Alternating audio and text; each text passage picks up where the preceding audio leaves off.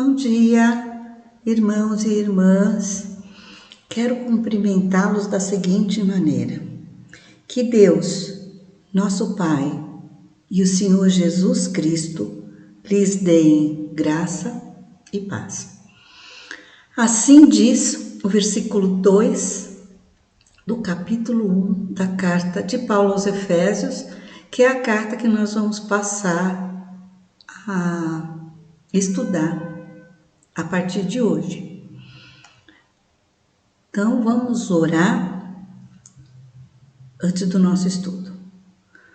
Deus amado, Pai de toda graça, Jesus querido, muito obrigada, porque mais uma vez estamos aqui e diante de Ti, colocando essa aula, advinda da Tua preciosa palavra.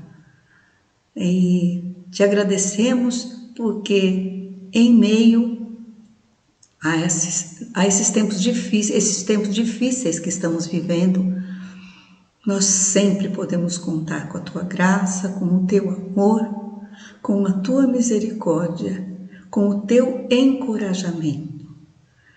Fala aos nossos corações, fala à nossa mente, fala ao nosso espírito, através da Tua palavra, Senhor Deus. Que não seja o que eu acho, mas que seja a Tua palavra explicada aqui aos nossos irmãos e irmãs. Oro agradecida em nome de Jesus. Amém. Irmãos, então, nós estamos começando a carta de Paulo aos Efésios. A carta de Paulo aos Efésios é chamada uma das cartas da prisão, ou seja, uma das cartas em que o apóstolo Paulo escreveu enquanto estava preso em Roma. Ela foi escrita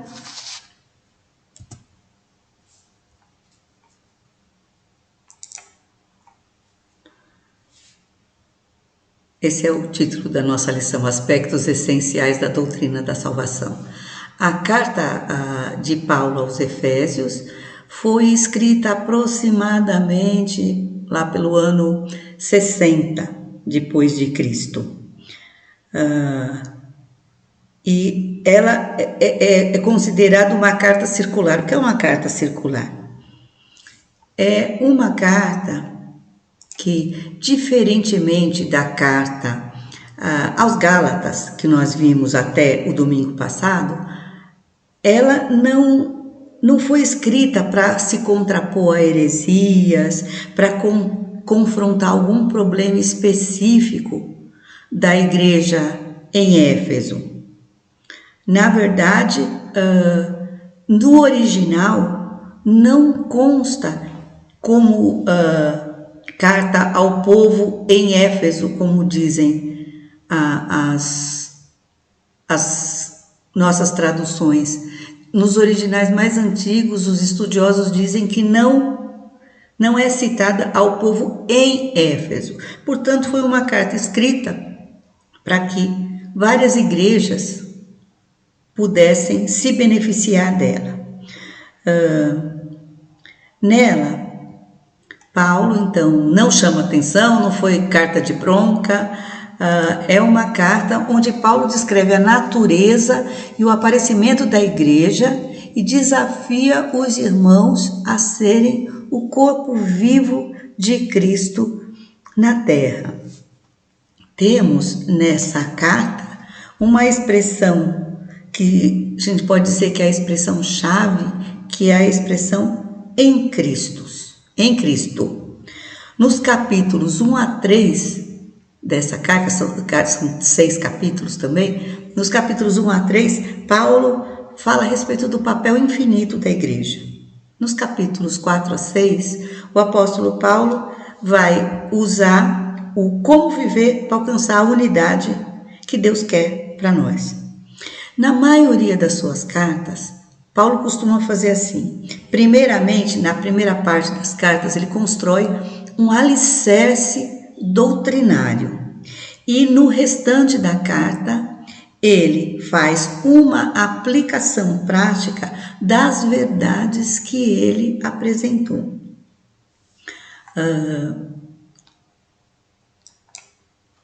Então, voltando aqui para o slide, falamos sobre a carta aos Efésios.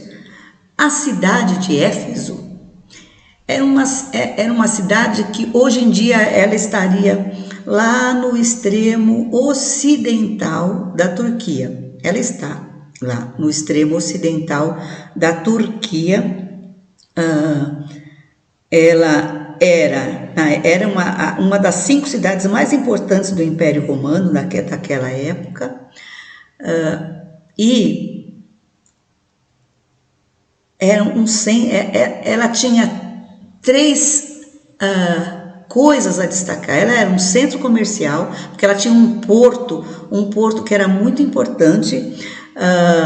A cidade ficava assim à beira do Mar Egeu e era assim, Éfeso, à beira do Mar Egeu, atravessava o Mar Egeu, você estava na Grécia, estaria na Grécia de hoje. Além de ser um centro comercial, a cidade de Éfeso era um centro cultural, um centro de filosofia, um centro de espetáculos. Então era um centro cultural também. E além disso, era um centro religioso, porque lá na cidade de Éfeso estava o templo, está escrito templo aí, mas está errado, é o templo da deusa Ártemis, Ártemis para os gregos, ou Diana para os romanos. E vocês que conhecem o livro dos Atos dos Apóstolos sabem que por causa dessa deusa Ártemis, houve assim um certo tumulto lá em Éfeso com Paulo. A cidade de Éfeso, eu tenho aqui uma foto, não sei se eu consegui mostrar para os irmãos, ela foi destruída por um terremoto no ano de 614 depois de Cristo. Hoje em dia existem ruínas lá, ruínas que são visitadas, é uma cidade turística, de visitação turística, mas ela foi destruída em 614 por um terremoto. Acho que não vou conseguir, mais ou menos assim, ó. Tem essa foto que mostra, essa foto é de agora, claro, né? Algumas das ruínas de Éfeso hoje. Hoje em dia o nome dela é outro, ela tem um nome turco, se chama Selçuk. Com relação à igreja de Éfeso, ela foi fundada aproximadamente lá pelo ano de 53 depois de Cristo, e se supõe que Áquila e Priscila foram os fundadores daquela igreja. Na sua segunda viagem missionária, Paulo passou por lá. Com um tempinho ele estava indo para Jerusalém, e aí ele ficou um tempinho lá na cidade de Éfeso. Quando ele voltou de Jerusalém, na terceira viagem missionária dele, ele ficou aproximadamente 3 anos ensinando e pregando na cidade de Éfeso. Então eram irmãos muito conhecidos, um povo muito próximo, com quem ele teve relacionamento por um bocado de tempo. Depois, ele enviou para a cidade de Éfeso, Áquila e Priscila já não estavam mais lá, ele enviou para a cidade de Éfeso Timóteo, que foi durante um tempo pastor na cidade de Éfeso. E depois dizem os estudiosos que o apóstolo João foi pastor da igreja de Éfeso, e inclusive tendo levado consigo naquela época Maria, a mãe de Jesus. Lembram-se, né, que Jesus na cruz entregou Maria para ser cuidada por João, o apóstolo. E hoje em dia, inclusive, existe um local lá na Turquia onde se faz peregrinação, onde se faz visitação à suposta casa onde Maria viveu seus últimos dias. Então, essa introdução, falamos um pouquinho da carta de Éfeso, a cidade de Éfeso, a igreja dos Efésios. E agora vamos para os nossos tópicos de aula. O primeiro tópico é: a graça restaura a pessoa para o louvor e a glória de Deus. Esses versículos estão lá no capítulo 1, são os versos 5 a 7, onde se lê o seguinte: e nos predestinou para si mesmo, isso se refere a Deus, segundo a boa determinação de sua vontade, para sermos filhos adotivos por meio de Jesus Cristo, para o louvor da glória da sua graça, que nos deu gratuitamente no amado. Nele temos a redenção, o perdão dos nossos pecados pelo seu sangue, segundo a riqueza da sua graça. Nós vamos falar sobre graça nesta aula. Esta tradução é a tradução Almeida século XXI, que é a tradução que o autor da revista está usando. Eu gosto muito de trazer para uma maneira mais fácil de nós entendermos. Tenho usado a nova versão transformadora e lá esses mesmos versículos estão assim escritos. Ele, Deus, esses colchetes são meus, nos predestinou para si, para nos adotar como filhos por meio de Jesus Cristo, conforme o bom propósito da sua vontade.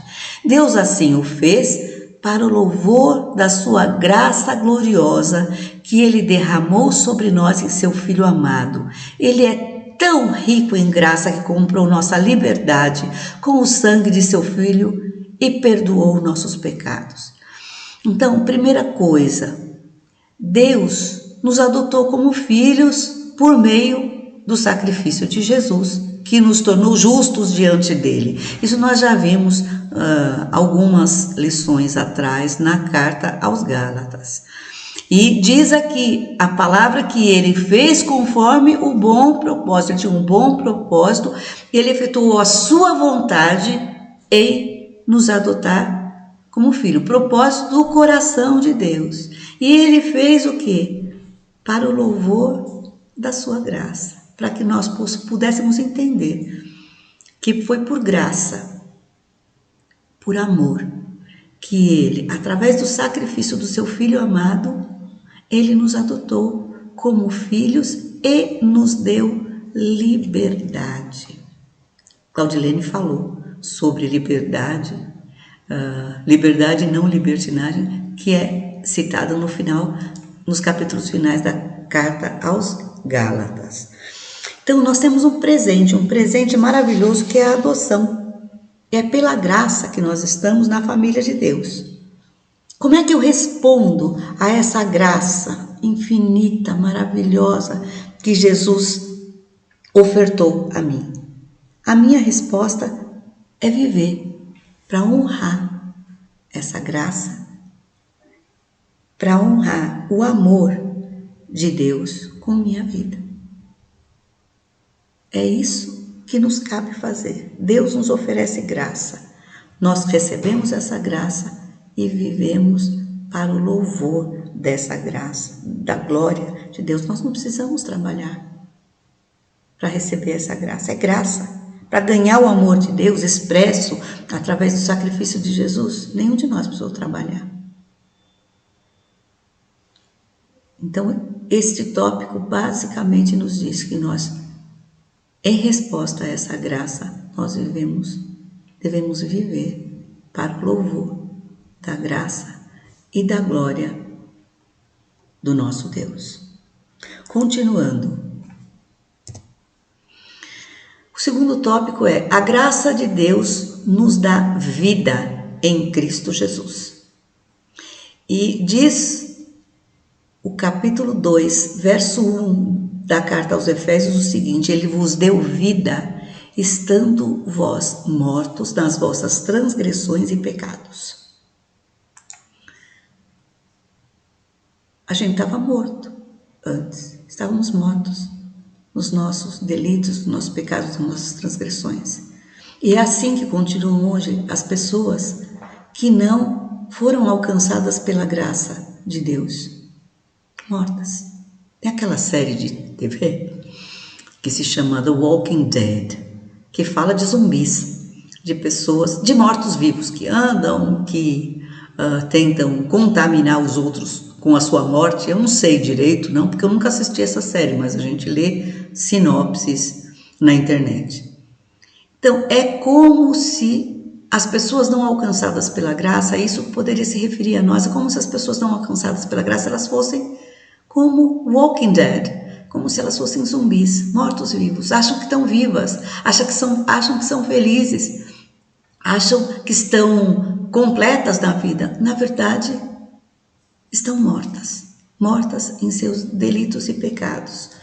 Voltando para o slide, na nova versão transformadora, os 5 primeiros versículos do capítulo 2 de Efésios dizem assim: vocês estavam mortos por causa da sua desobediência e de seus muitos pecados, nos quais costumavam viver, como o resto do mundo, obedecendo ao comandante dos poderes do mundo invisível. Assim estávamos nós, achando que estávamos vivos, mas estávamos mortos. Esse comandante é o espírito que opera no coração dos que se recusam a obedecer, dos que vivem na desobediência. Todos nós vivíamos desse modo, antes da graça nos alcançar, seguindo os desejos ardentes e as inclinações da nossa natureza humana. Era a nossa natureza, dominada pelo pecado, que dirigia as nossas vidas antes de a graça nos alcançar. Éramos, por natureza, merecedores da ira, como os demais. Mas Deus é tão rico em misericórdia e nos amou tanto que, embora estivéssemos mortos por causa dos nossos pecados, Ele nos deu vida juntamente com Cristo. É pela graça que vocês são salvos. Então vejam só, o que nos caberia? O que nos caberia seria a ira de Deus. O versículo diz que nós éramos merecedores da ira. Mas Deus é rico em misericórdia. Deus é rico em amor. A misericórdia de Deus nos alcança. O seu amor não dá para medir. Gente, em 1973 eu morava em São Paulo, mas eu estudava na Unicamp, em Campinas. E um dia, voltando da matrícula que eu tinha ido fazer na faculdade, eu estava me sentindo muito mal. Eu vinha voltando e me sentindo mal. E num determinado ponto do caminho, eu deu um leve escurecimento na minha visão, mas foi o suficiente para eu perder o controle do carro e despencar com o carro. Alguns irmãos já me ouviram contar essa história. Despencar com o carro de 20 metros. Eu digo assim, que assim como naquela estrada naquele dia, eu estava correndo para a morte. Estava correndo para a morte. Sem saber.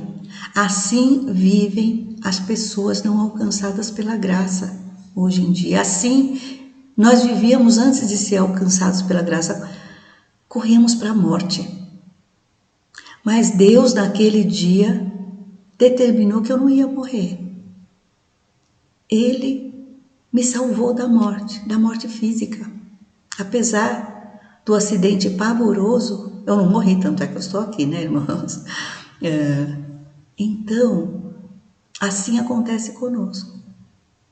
Estávamos correndo para a morte, mas Deus, na sua infinita graça, na sua misericórdia, no seu imenso amor, Ele nos salvou da morte. E é por isso que nós, apesar de sermos, como diz esse versículo, merecedores da ira de Deus, nós recebemos, em vez disso, graça. Continuando, irmãos. Terceiro tópico desta lição. A graça é a base da nossa fé. Esses versículos 8 e 9 de Efésios 2 são extremamente conhecidos dos irmãos. E eles nos fazem justamente, eles são assim, aqueles que nos fazem pensar na graça de Deus E como é que nós somos salvos da morte eterna? E eles dizem o seguinte, na linguagem tradicional: porque pela graça sois salvos por meio da fé. E isso não vem de vós, é dom de Deus. Não vem das obras, para que ninguém se orgulhe. Ou então, na Nova Versão Transformadora, a gente lê assim: vocês são salvos pela graça por meio da fé. Isso não vem de vocês, é uma dádiva de Deus. Não é uma recompensa pela prática de boas obras, para que ninguém venha a se orgulhar.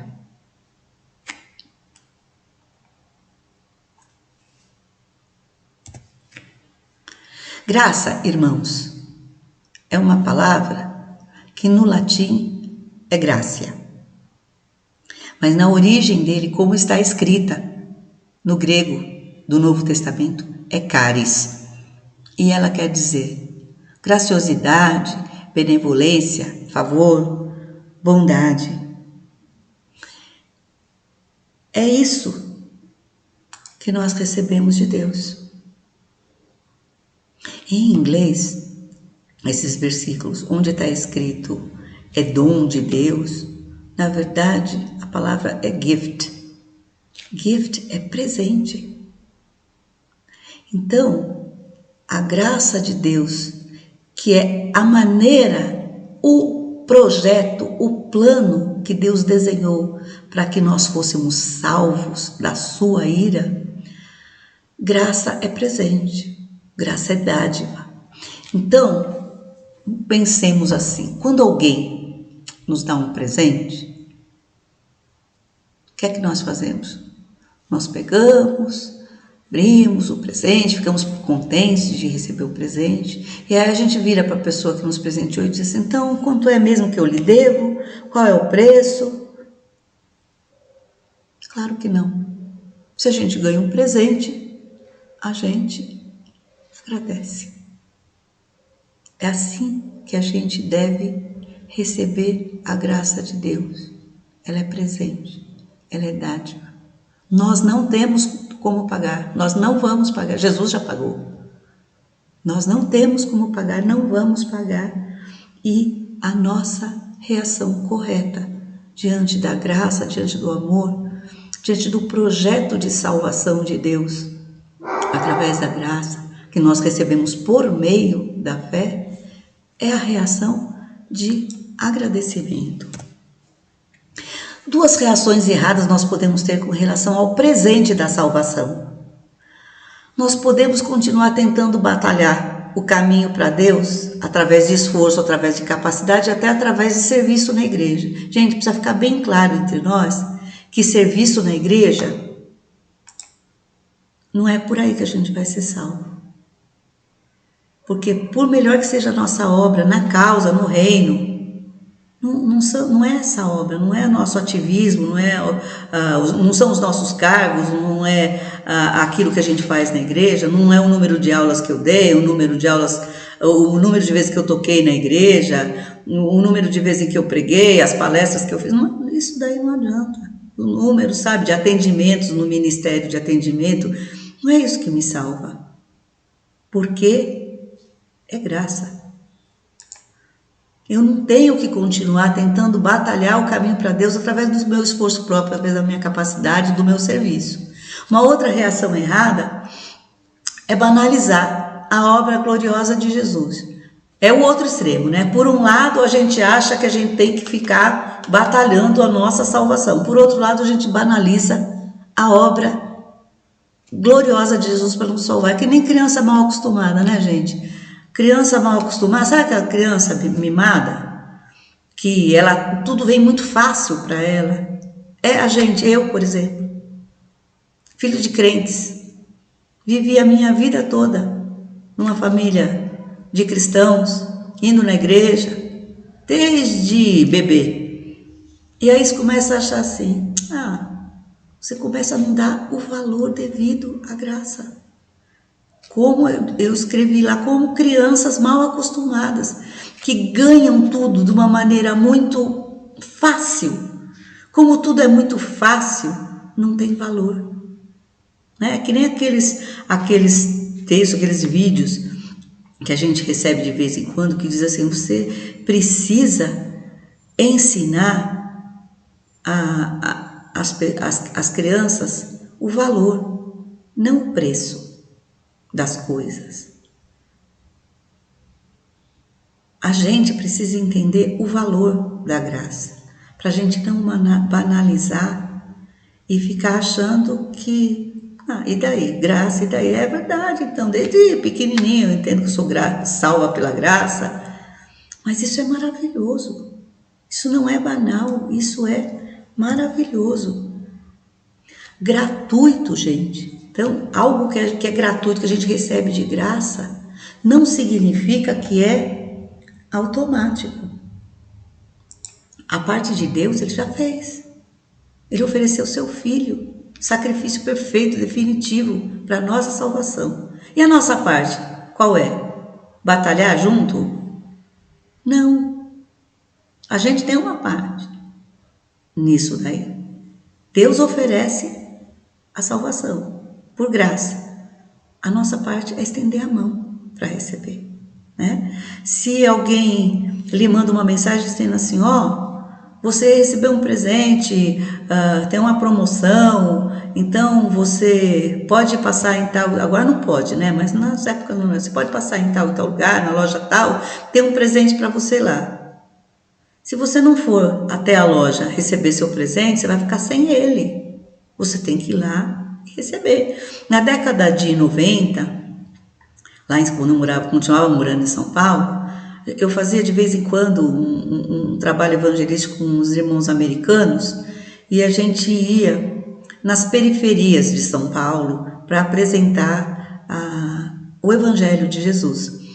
E tinha um desses irmãos voluntários, um desses irmãos americanos, que a gente ia, durante as tardes, a gente ia à casa das pessoas que abriam as suas casas para nós, e ele, durante a fala dele, ele tirava do bolso uma nota em dólar e ele oferecia para as pessoas. Ele mostrava, oferecia a nota para as pessoas e ele falava assim, quem quer? Acredita, irmãos, as pessoas não pegavam. Acho que elas ficavam assim, achando estranho, por que ele está dando dinheiro para nós? E dólar? Por quê? As pessoas em geral não pegavam. Uma vez, numa casa onde nós estávamos, uma criança pegou. Ele estendeu a nota de dólar, a criança foi lá e pegou. É isso, a mesma coisa que está acontecendo com a gente. É o que aconteceu conosco. Deus nos ofereceu salvação. E a gente teve que estender a mão e receber. É gratuito, mas não é automático. Não quer dizer que porque Jesus se ofereceu em sacrifício para a salvação das pessoas, que aí liberou geral, todo mundo está salvo. Não, não é todo mundo, não é automático. Só aqueles que por fé recebem esse presente da graça. Próxima.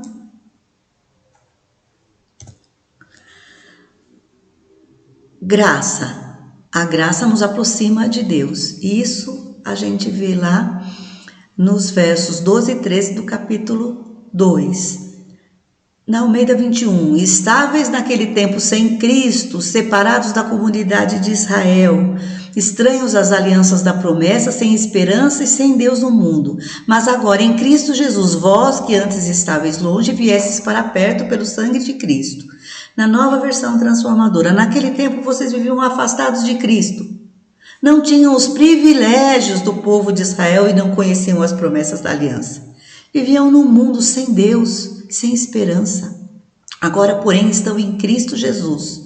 Antigamente estavam distantes de Deus, mas agora foram trazidos para perto dele por meio do sangue de Cristo. Sabe, gente, Deus faz mais do que nos amar. É isso que ele diz aqui. que o apóstolo Paulo nos diz, que estávamos distantes de Deus, mas agora nós fomos trazidos para perto dele por meio do sangue de Cristo. Sabe? Então Deus podia nos proporcionar salvação, mas assim, né? Queria ficar, como diz a letra daquela canção, lá no céu, longe, lá em cima, no céu, sem se importar conosco. Não foi isso que ele fez, ficar lá no céu sem se importar conosco. Não só nos deu salvação, mas ele se aproximou. Agora ele está perto de nós. Cá para nós, hein, gente? A palavra de Deus nos diz que a gente deve amar o outro. Não só como a gente ama a nós mesmos, mas Jesus ainda diz que a gente deve amar como ele amou. Então, na verdade, a gente não tem muita opção. Amar é mandamento. Mandamento a gente cumpre, não discute. Mas, falando com a maior sinceridade, a gente tem que amar todo mundo. Amar, não desejar o mal, querer o bem do outro. Não importa quem ele seja. Agora, a gente não quer estar perto de todo mundo. Essa que é a verdade, né? A gente vive numa comunidade, mas alguns são mais próximos, outros são menos próximos. A gente se aproxima por afinidade, ou por qualquer razão, a gente se aproxima mais de alguns do que de outros. Deus não. Ele não só nos ama, mas ele quer estar perto. E a graça conseguiu isso para nós. Que não só o amor de Deus, mas também a proximidade de Deus. Seguindo. E o quinto tópico desta lição diz que a graça nos torna membros da família de Deus. E isso a gente lê lá em 2,19. Assim, não sois mais estrangeiros nem imigrantes. Pelo contrário, sois concidadãos dos santos e membros da família de Deus. E na versão transformadora, portanto, vocês já não são estranhos e forasteiros, mas concidadãos do povo santo e membros da família de Deus. Concidadãos quer dizer que nós, os da família de Deus, a qual nós tivemos acesso pela graça, nós somos igualmente cidadãos. O que quer dizer que nós somos igualmente cidadãos, ou seja, concidadãos? Quer dizer que ninguém é mais do que ninguém. Nós somos igualmente cidadãos. Não existe superioridade. Não é porque o irmão tem um cargo, porque ele tem um cargo de liderança na igreja, que ele é superior como cidadão da família de Deus, como membro da família de Deus. Então, ser concidadão é dizer, e é saber, e é viver uma ausência de barreiras. Não existe, não devem existir barreiras dentro da comunidade dos santos por causa de gênero. Não existe homem ou mulher que seja superior. Não existe posição social ou financeira que faça um membro da família de Deus ser superior. Não existe grau de escolaridade, vida acadêmica que torne um membro da família de Deus superior ao outro. Por isso somos concidadãos, ou seja, igualmente cidadãos. Irmãos, a graça e a possibilidade de fazer parte da família de Deus é um direito que nós temos, mas nós não o merecemos. Direito sim, mas direito conseguido e concedido por graça. Não nos esqueçamos que fazer parte da família de Deus é graça. Então, voltando um pouco para os tópicos que a gente viu nesta lição. Primeiro, sobre graça, é que a graça restaura a pessoa para louvor e glória de Deus. A graça de Deus nos dá vida em Cristo Jesus. Nós não estamos mais mortos nos nossos delitos e pecados. A graça é a base da nossa fé, lá de Efésios 2, 8 e 9. Por ela nós somos salvos por meio da fé. É um presente de Deus.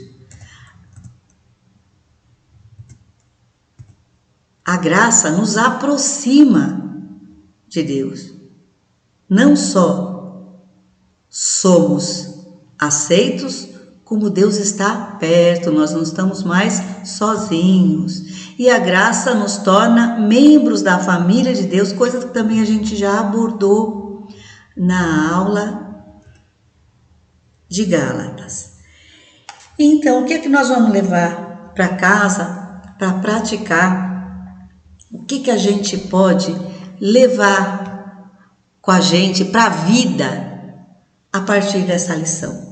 A partir dessa lição, a gente deve entender que a gente vive para a glória de Deus.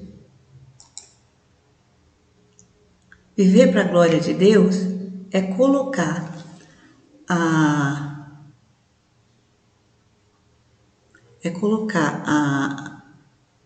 Deus em primeiro lugar. O holofote tem que estar em Deus. Lembra de João Batista?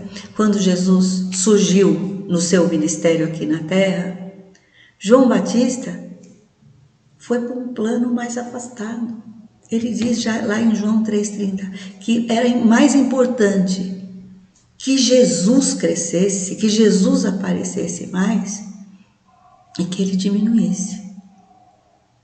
Isso é viver para a glória de Deus. É Jesus que deve brilhar na nossa vida e não nós.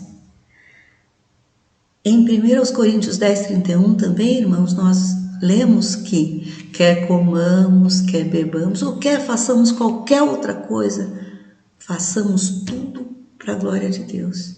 Essa é uma coisa que deve nortear a nossa vida. Viver para a glória de Deus. Se não glorifica a Deus, não vamos ser e não vamos fazer. Segunda coisa, fomos trazidos à vida por Jesus. Estávamos mortos nos nossos delitos e pecados, mas nós fomos trazidos à vida. Portanto, não devemos voltar a ser escravos do pecado. Lá em Romanos 6,11, a gente lê o seguinte: da mesma forma, considerem-se mortos para o poder do pecado e vivos para Deus em Cristo Jesus. E ainda no verso 14 de Romanos 6, o apóstolo Paulo diz: o pecado já não terá domínio sobre vós. Então, antes nós éramos escravos do pecado. Éramos escravos do pecado. Agora não. Agora nós somos libertos pelo sangue de Jesus. E podemos viver em liberdade, como a Claudilene falou na aula passada.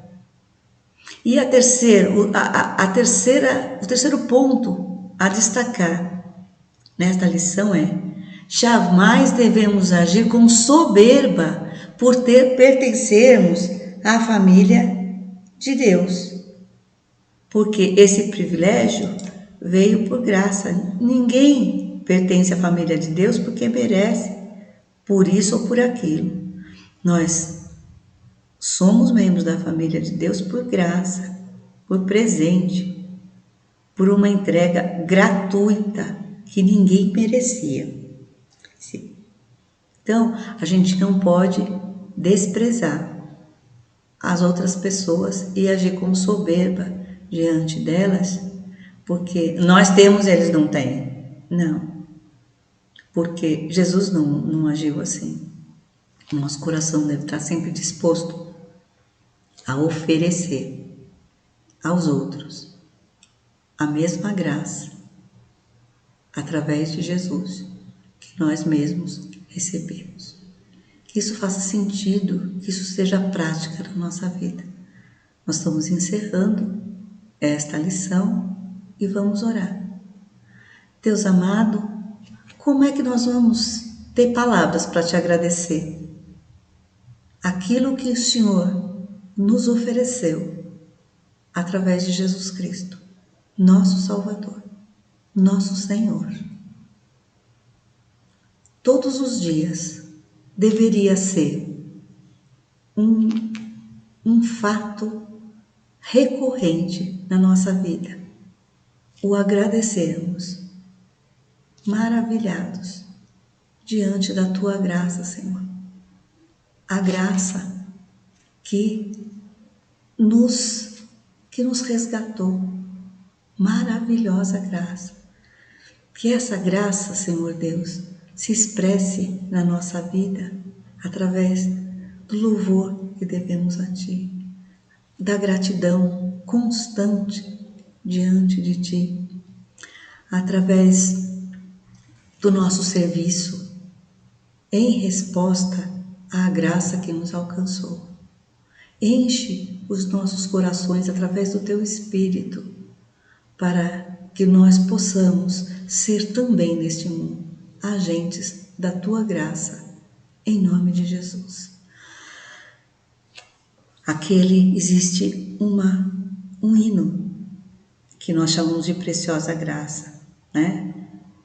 Preciosa graça de Jesus.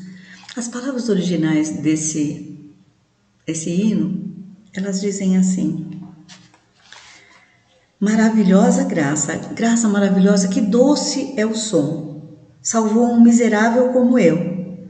Eu antes estava perdido, mas agora fui encontrado. Era cego, mas agora vejo. Quem escreveu essas palavras foi um inglês chamado John Newton. E ele, entre outras coisas, era traficante de escravos. Mas quando ele foi alcançado pela graça maravilhosa e escreveu essas palavras desse hino, amado por tantas pessoas no mundo inteiro e traduzido para vários idiomas, a vida dele foi transformada. E ele não só deixou de ser traficante de escravos, como ele passou a lutar pela libertação dos escravos. Que a graça do nosso Senhor Jesus Cristo faça uma diferença transformadora na nossa vida. Em nome de Jesus.